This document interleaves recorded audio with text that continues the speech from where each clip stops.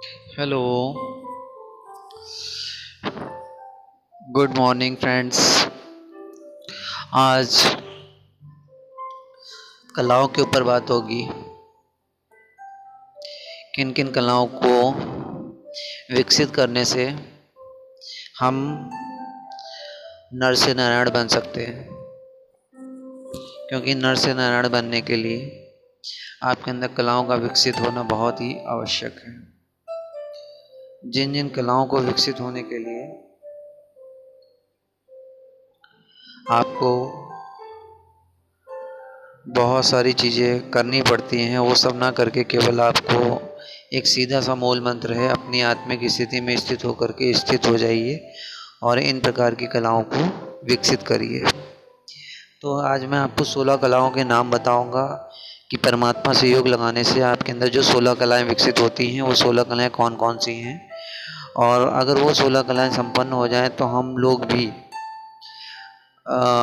समझ लीजिए श्री कृष्ण की यानी नर से नारायण बनने के लिए जो क्वालिटी परमात्मा ने दी है, सर्व गुणों से संपन्न बनना है, 16 कलाओं से संपूर्ण बनना है, संपूर्ण निर्विकारी बनना है, अहिंसा परमो धर्म मर्यादा पुरुषोत्तम। तो इसमें 16 कलाओं वाला जो पार्ट है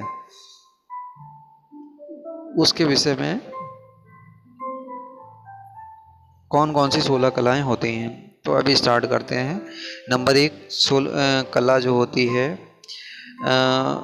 उसका नाम है श्री धन संपदा, यानी आत्मिक रूप से धनवान। अभी मान के चलिए अगर आप आत्मिक रूप से संपूर्ण रूप से धनवान होंगे तो जाहिर सी बात है आपको सब चीज़ें स्वतः ही मिलेंगी। तो ये आत्मिक रूप से धनवान बनने का क्या तरीका है? आत्मिक रूप से धनवान बनने का सिर्फ एक ही तरीका है कि आप परमपिता परमात्मा के ज्ञान से कनेक्ट होकर के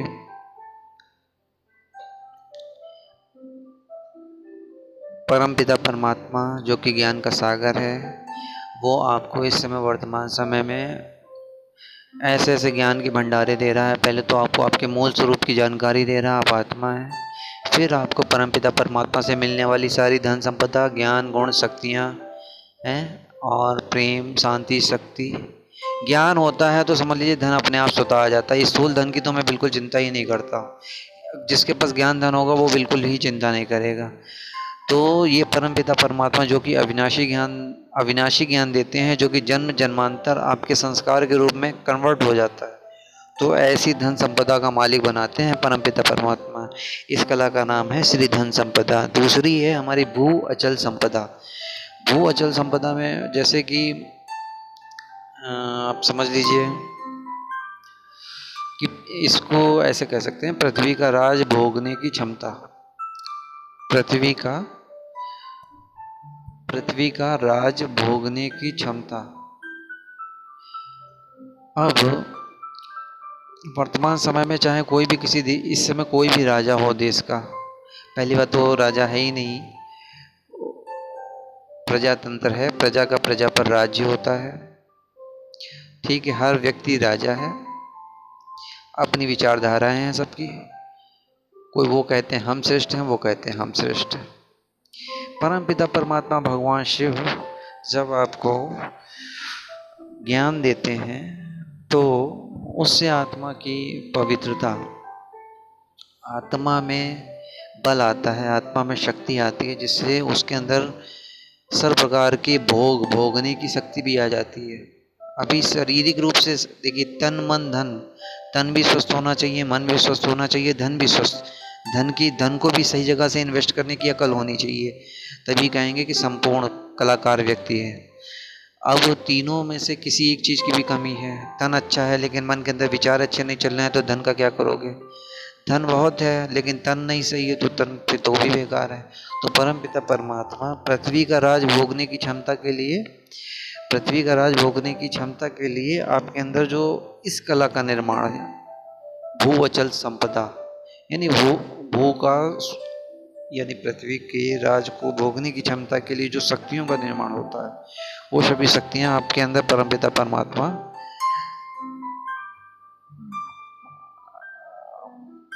बढ़ा देते हैं।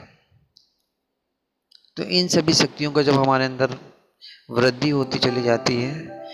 तो जाहिर सी बात है कि हमको किसी भी प्रकार से कोई भी चीज़ के बारे में इतना नहीं सोचना कि क्या होना है, कैसे होना है। तो भू अचल संपदा से भी संपन्न ये कला हमारे अंदर विकसित हो जाती है जब हम परमात्मा से योग लगाते हैं। नंबर तीसरी कला है कीर्ति यश प्रसिद्धि कला। समझ लीजिए, परमपिता परमात्मा भगवान शिव से अगर हम योग लगाएंगे तो ये सभी कलाएं हमारे अंदर विकसित होती चली जाएंगी, जिनमें से पहले मैंने बताई आपको धन संपदा यानी आत्मिक रूप से धनवान, फिर दूसरी बताई भू अचल संपदा यानी पृथ्वी का राज भोगने की क्षमता, तीसरी मैं बता रहा हूँ कीर्ति यश प्रसिद्धि जिसके प्रति स्वतः श्रद्धा विश्वास हो। कीर्ति प्रसिद्धि यश ये भी कला होती है जिसके प्रति देखिए लोगों में स्वयं श्रद्धा भाव और विश्वास जागृत हो जाए, है ना। उसी को तो कीर्ति कहेंगे। अब हम ढिंढोरा पीट करके थोड़ी ना कहेंगे कि हम बहुत कीर्तिमान और बहुत प्रसिद्ध, बहुत हम हर दिन अपने आप को पॉपुलराइज भी नहीं करेंगे। लेकिन परमपिता परमात्मा भगवान शिव के साथ में जब हमारा कनेक्शन होता है तो हमारे अंदर कीर्ति यश प्रसिद्धि की कला स्वतः ही विकसित होने लग जाती है। जब ये विकसित होती है तो ये मान के चलिए आपको ये विकसित होने का रीजन होता है, जैसे वर्तमान समय में चूँकि कलयुग चल रहा है, हम जो भी शिक्षा पढ़ रहे हैं वो भविष्य के लिए पढ़ रहे हैं, आने वाली नई दुनिया के लिए हम अपने संस्कारों को ट्रांसफॉर्मेशन कर रहे हैं।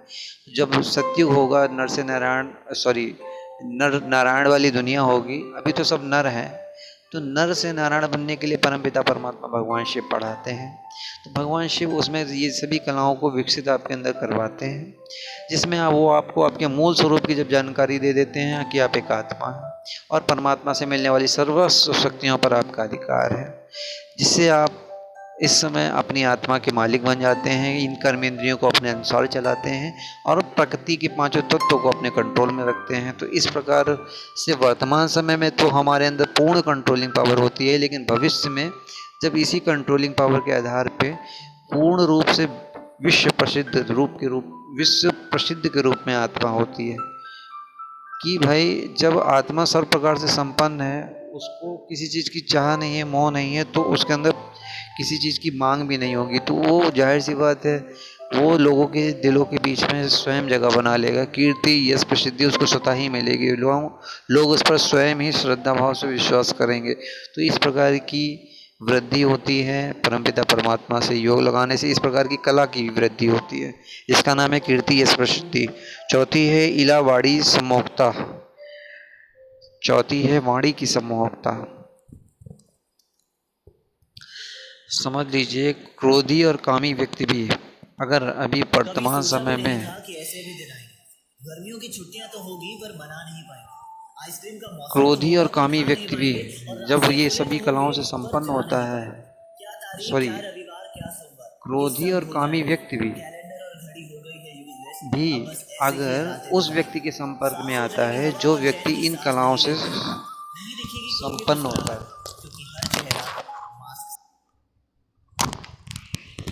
तो ये बिल्कुल सत्य बात है, तो वो सभी प्रकार के गुणों से स्वतः ही संपन्न हो जाता है। ये इस प्रकार की विद्या को बोलते हैं वाणी की सम्मोहकता। तो वाणी की सम्मोहकता और वाणी से निकलने वाला तेज, ये व्यक्ति के मन के विचारों का कंट्रोलिंग पावर पर निर्भर करता है। तो इस प्रकार की कला विकसित हो जाती है वाणी की सम्मोहकता। नंबर 5 है आनंद उत्सव की कला, है ना। अभी परमपिता परमात्मा से जब हम योग लगाते हैं तो हमारे अंदर आनंद की लहरें क्यों उठती हैं? क्योंकि हम लोग देह और देह के संबंधों के आकर्षण में न फंस करके आत्मिक स्थिति में परमात्मा से योग लगाते हैं जिससे अतीन्द्रिय सुख की अनुभूति होती है।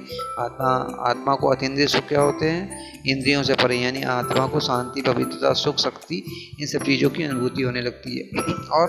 और ये भी पता रहता है कि भविष्य भी हमारा सेफ है, क्योंकि हम जो भी संस्कार बना रहे हैं वो बहुत ही श्रेष्ठ श्रेष्ठ बना रहे हैं, जिससे हम श्रेष्ठ श्रेष्ठ दुनिया में भी जाएंगे और श्रेष्ठ श्रेष्ठ संस्कार वाले ही हमारे समक्ष होंगे।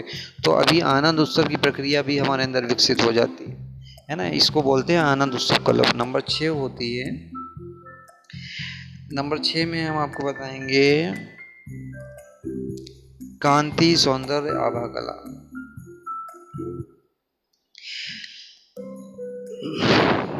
कांति, सौंदर्य, आभा कला क्या है?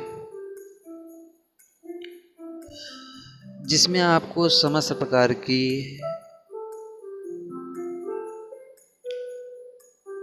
आत्मिक सौंदर्य की जानकारी हो जाती है। ये शरीर तो विनाशी है ना, 5 तत्वों से मिलकर के बना है, फिर 5 तत्वों में मिलकर के इसका विनाश हो जाएगा। लेकिन अगर आत्मा की सुंदरता यानी उसको ज्ञान, गुण, शक्तियों से भर लिया और उसकी चमक अगर बढ़ती चली जाएगी तो वो अभी भी चमकेगी और भविष्य में भी चमकेगी और कई जन्मों के लिए चमकेगी, है ना। तो उससे शरीर भी सुंदर मिलेगा, ठीक है, सब कुछ आपको, मतलब ये समझ लीजिए कामी क्रोधी व्यक्ति भी और सब काम, ये सब कुछ भूल करके वो आपके पवित्रता के रूप में मोहित होने लग जाएगा। दूसरा, ये कह सकते हैं जिसके रूप से स्वतः ही मन आकर्षित हो, है ना, इसको कह सकते हैं कांति, सौंदर्य, आभा वाली कला। और इसके बाद में आप विद्या, मेधा, बुद्धि, कला, ये हमारी 7वें नंबर की कला है। विद्या, मेधा, बुद्धि, कला। तो इस कला का विकास कैसे होता है? विद्या, जब परमपिता परमात्मा के कनेक्शन में आते हैं तो हम लोगों को तीनों लोगों, तीनों कालों की जानकारी हो जाती है साफ और स्पष्ट रूप से, जिससे हमारे अंदर विद्या, मेधा, बुद्धि, ये तीनों का विकास होने लग जाता है ना। यानी संगीत कला में, राजनीतिक कला में, हर प्रकार की कला में संपूर्ण हो जाता है व्यक्ति। नंबर 8वीं कला है विमला पारदर्शिता कला। ये कला क्या है? इस कला में आपको, जैसे हंस नहीं होता है, उसको दूध और पानी को अलग करने को कहा जाए तो वो दूध और पानी दोनों को अलग कर सकता है। कैसे अलग कर सकता है? वो आपको तभी पता लगेगा जब आप उस प्रकार की प्रक्रिया में का अनुभव करेंगे। उस प्रकार की प्रक्रिया का अनुभव करने का मतलब है कि आप अपने आत्मिक स्वरूप को जानेंगे, पहचानेंगे, ठीक है। तो जिससे आपको सत्य और असत्य की परखने की क्षमता आ जाएगी। परमपिता परमात्मा जो कि ज्ञान का सागर है, वो आपको जब ज्ञान दे देता है ना आत्मा का, और दुनिया का ज्ञान तो है ही हम लोगों के पास में, तो किसी भी चीज़ को परखने की क्षमता हमको इसी प्रकार से आती है कि हम कैसे परखेंगे सत्य क्या है, असत्य क्या है। जब सत्य ज्ञान ही होगा, हम सत्य ज्ञान होगा हमारे पास, तभी तो हम किसी चीज़ को परख पाएंगे। तो इसको इस कला का नाम है पारदर्शिता कला। मन में किसी भी प्रकार का छल कपट ना हो, सभी के प्रति समभाव हो, इस कला को कहते हैं विमला पारदर्शिता कला, है ना। सर्व प्रकार से सर्व के प्रति समान भाव हो जाना, यानी आत्मिक स्थिति में स्थित हो जाना, है ना। पारदर्शिता मतलब किसी प्रकार का कोई भी भेदभाव ना करना, तो ये पारदर्शिता होती है।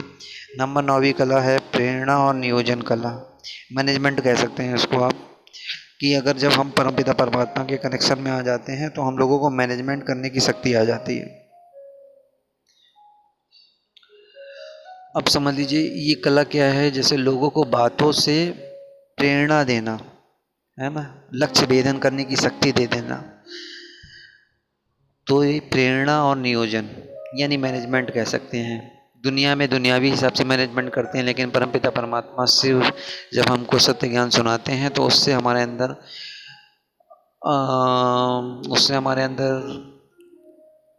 स्वयं को तो प्रेरित करने की शक्ति आ ही जाती है, और सुबह से लेकर के शाम तक हम लोगों को दैनिक दिनचर्या भी सब पता होती है, कैसे दैनिक व्यवहार में भी रहना है और कैसे आध्यात्मिक जीवन में भी कार्य कुशल होकर के रहना है। तो वर्तमान समय में परमपिता परमात्मा देखिए हम लोगों के माध्यम से सेवाएं भी करवाते हैं।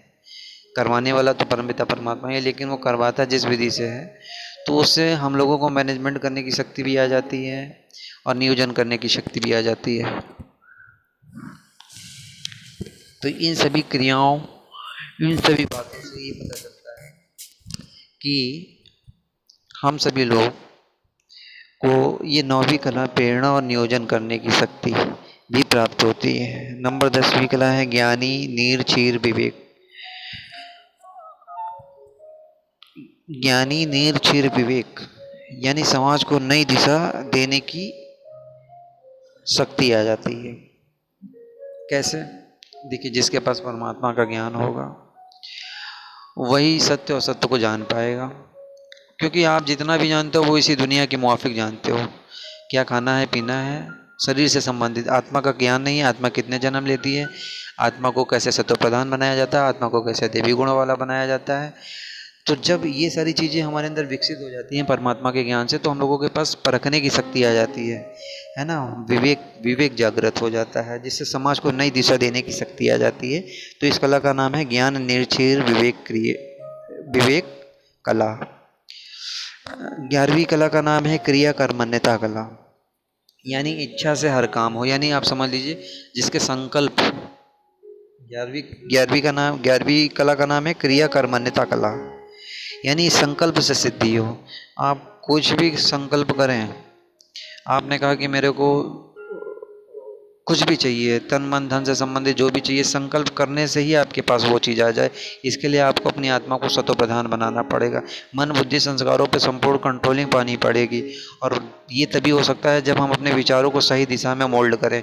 मन के विचारों को तो हम लोग रोक नहीं सकते हैं, लेकिन मन के विचारों को मोल्ड तो कर सकते हैं। मन के विचारों को सही दिशा में मोल्ड करके उसमें सत्य ज्ञान की शक्ति भर करके फिर मन को शक्तिशाली करके ये वाली कला हम लोग अपने अंदर विकसित कर सकते हैं, जिस कला का नाम है क्रिया कर्मण्यता यानी संकल्प से सिद्धि। तो ये कला भी विकसित हो जाती है। ये हमारे अंदर तभी विकसित हो सकती है जब हम सत्व प्रधान बनेंगे, देवी गुणों वाला बनेंगे। ये नारायण के अंदर ये क्वालिटी होती है, वो संकल्प से सिद्धि होती है। और वहाँ पे जो सतयुग में नई दुनिया में एरोप्लेन वगैरह होते हैं, या आप कुछ भी चीज़ें जो साइंस की टेक्नोलॉजी होती हैं वो संकल्प से काम करती हैं। यानी हमने संकल्प किया तो एरोप्लेन उड़ने लग जाएगा। अभी साइंस इतनी रिफाइंड हो जाएगी प्रेजेंट टाइम में, आज देखिएगा आपके मन में संकल्प उठा और उधर बिजली का स्विच ऑफ करना है तो बिजली का स्विच ऑफ हो गया, और बिजली का स्विच ऑन करना है तो बिजली का स्विच ऑन हो गया।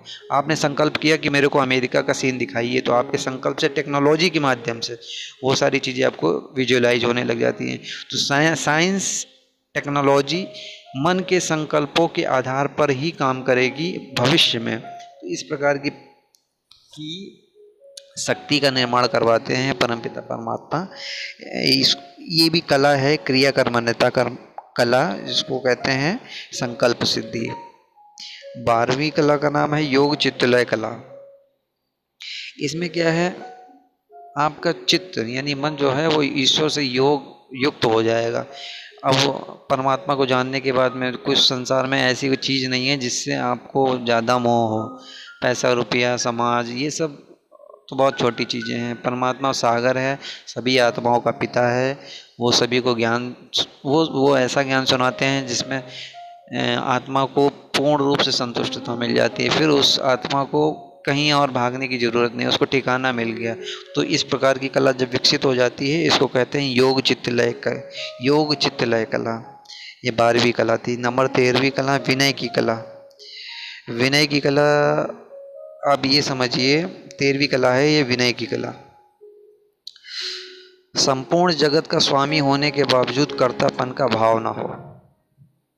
विनय की कला, संपूर्ण जगत का स्वामी होने के बावजूद कर्तापन का भाव ना हो। अब ये विनय की कला हमारे अंदर तभी विकसित हो सकती है जब हमको कोई ऐसा मिला हो जिससे हमारा मन भागे ना, जो संपूर्ण हो, जो संपन्न हो, जो सर्व प्रकार की विद्याओं से युक्त हो, मेरे मन को कहीं भी किसी भी दिशा में भगाए ना, तो वो केवल एक और केवल एक परमात्मा है, जो सागर हैं, जिनकी जितनी महिमा की जाए तो कम है, जिनके बारे में कहा गया है कि सागर को स्याही बनाओ, जंगल को कलम बनाओ, आसमान को कागज बनाओ, फिर भी उनकी महिमा लिखने बैठो तो भी कम है। तो जब ऐसे से आपका योग लग जाता है, ऐसे की याद में आप रहते हो निरंतर, तो आपके अंदर संपूर्ण जगत के स्वामी होने के बावजूद भी कर्तापन का भाव नहीं होता है, यानी अकर्तापन का भाव होता है। कराने वाला परमपिता परमात्मा, मैंपन का भाव खत्म है ना, करण करावन हार के भाव से संपन्न आत्मा। जब इस भाव से संपन्न होने लग जाती है आत्मा, तो उसके अंदर इस प्रकार की कला का निर्माण होता है, विनय की कला। नंबर 14वीं कला है 14 नंबर की, सत्य यथार्थ कला। हर चीज़ को सत्य यथार्थ, जो जैसा है उसको वैसा ही कहेंगे हम। अगर अभी हमको परमात्मा का ज्ञान मिला है, परमात्मा के ज्ञान से हमारे पास परखने की शक्ति आई है, तो हम जो दुनिया में आडंबर जो सब चलता चला आ रहा है, हम उसका घोर विरोध करेंगे। हम कहेंगे कि सत्य केवल एक ही है, वो परमपिता परमात्मा, जिसको आपको पहचानना चाहिए, जिसके द्वारा आपको आपके कई जन्मों के बारे में पता चलता है, आपको आपकी सत्य पहचान होती है। अब अपने ओरिजिनल स्वरूप को जानिए, जिससे ही आपका कल्याण होना है। आत्मा का ज्ञान नहीं होगा तो आप क्या करेंगे? सत्य तो यही है कि आप एक आत्मा है। जब शरीर छोड़ते हैं तो फिर दूसरा शरीर लेते हैं जा करके, संस्कार के प्रमाण। तो सत्य को एक्सेप्ट कर लेना ही बहुत ही अच्छी बात होती है। तो इसीलिए कटु सत्य को भी एक्सेप्ट करने वाला, कटु सत्य भी, धर्म के लिए कटु सत्य भी बोलने वाले व्यक्ति को इस प्रकार की कला, जिसका नाम है सत्य यथार्थ कला, ये विकसित हो जाती है। धर्म की रक्षा के लिए सत्य को परिभाषित करना, ये सत्य यथार्थ कला का नाम, इस कला का नाम है सत्य यथार्थ। ये भी जब हमारी आत्मा सत्व प्रधानता की तरफ बढ़ने लग जाती है, तो इस प्रकार की कला भी विकसित होने लग जाती है। तो नंबर 15वीं कला है अधिपत्य की कला। अधिपत्य की कला का मतलब होता है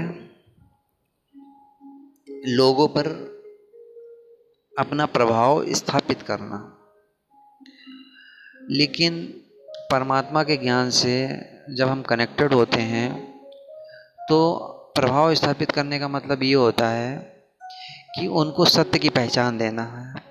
यानी जब हमारे अंदर सत्व प्रधानता की तरफ हम जब अपना कदम बढ़ा रहे हैं, हम जिस यात्रा पर हैं वो सत्व प्रधानता की यात्रा है, वो तमो प्रधानता की यात्रा तो है नहीं, गिरावट की यात्रा तो है नहीं।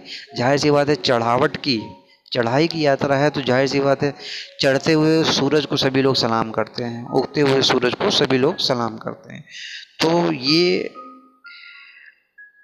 जो प्रभाव स्थापित करने की कला है, वो स्वतः ही लोग सत्य की ओर आकर्षित होते हैं, पवित्रता की ओर आकर्षित होते हैं। बस हिम्मत करे ना वो व्यक्ति जो इस दिशा में कदम आगे बढ़ा रहा है, क्योंकि सारी दुनिया एक तरफ और आप एक तरफ, तो आपको इसके लिए अपने अंदर इस कला का तो निर्माण करना ही पड़ेगा ना। इस कला का मतलब स्वयं पर कंट्रोलिंग पावर, की मैं जो भी कर रहा हूँ बिल्कुल सही दिशा में, बिल्कुल सही तरीके से कर रहा हूँ, इस पर पूर्ण निश्चय होना चाहिए, तभी तो। और निश्चय का भी आधार क्या होता है? ज्ञान। उस ज्ञान से मतलब ये है कि आप परखने की शक्ति, उसको परख करके ही उसको अपने ऊपर ढालेंगे, तो जाहिर सी बात है तो उससे उन्नति होती है। उसमें बुद्धि का प्रयोग होता है, पवित्रता का प्रयोग होता है, ज्ञान का प्रयोग होता है, तो वो चढ़ती कला होती है। चढ़ती कला को सभी लोग सलाम करते हैं। इस कला का नाम है अधिपत्य कला, यानी लोगों पर अपना प्रभाव स्थापित करना, चूँकि स्वतः ही स्थापित होता है। इसमें किसी का पैसा रुपया दे करके या अपने किसी चीज़ देही का आकर्षण का घमंड दिखा करके लोगों को आकर्षित करने की बात नहीं है।